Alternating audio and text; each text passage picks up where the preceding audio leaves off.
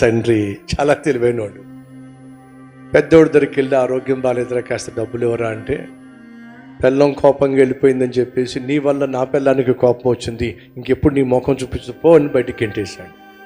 రెండో వాడి దగ్గరికి వచ్చి నాకు మోకాలు నొప్పులు వచ్చినాయిరా కాస్త ట్రీట్మెంట్ చేయించరా డబ్బులు కావాలి అంటే, నాకు ఉన్న ఖర్చులకే నా డబ్బులు సరిపోవట్లేదు, నీ ట్రీట్మెంట్ నేనేం చేస్తాను పో బయటకని గెంటేశాడు. కూతురు దగ్గరకు వచ్చి అమ్మా నాకు ఆరోగ్యం బాగాలేదు తల్లి అని చెప్పంటే, నాన్న ఇప్పుడు నీకు వచ్చిన కష్టం ఏమిటి? ఏం లేదమ్మా, ఈ ట్రీట్మెంట్కి కాస్త డబ్బులు కావాల్సి వస్తుంది, ఏదైనా సహాయం చేస్తావా?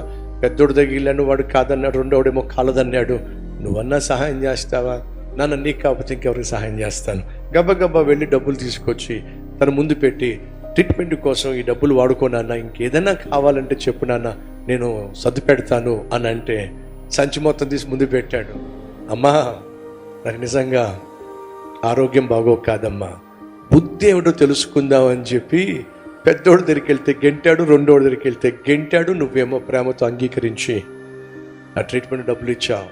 అమ్మా బ్యాంక్లో చాలా బ్యాలెన్స్ మిగిలిపోయిందమ్మా, ఎప్పుడేమైపోతుందో నాకు తెలియదు కాబట్టి ఈ సంచి నిండా లక్షల రూపాయలు కోట్ల రూపాయలు తీసుకొచ్చానమ్మా, నన్ను నువ్వు అంగీకరించావు కాబట్టి కార్డు కూడా ఉందమ్మా, ఎంత కావాలంత డ్రా చేసుకో.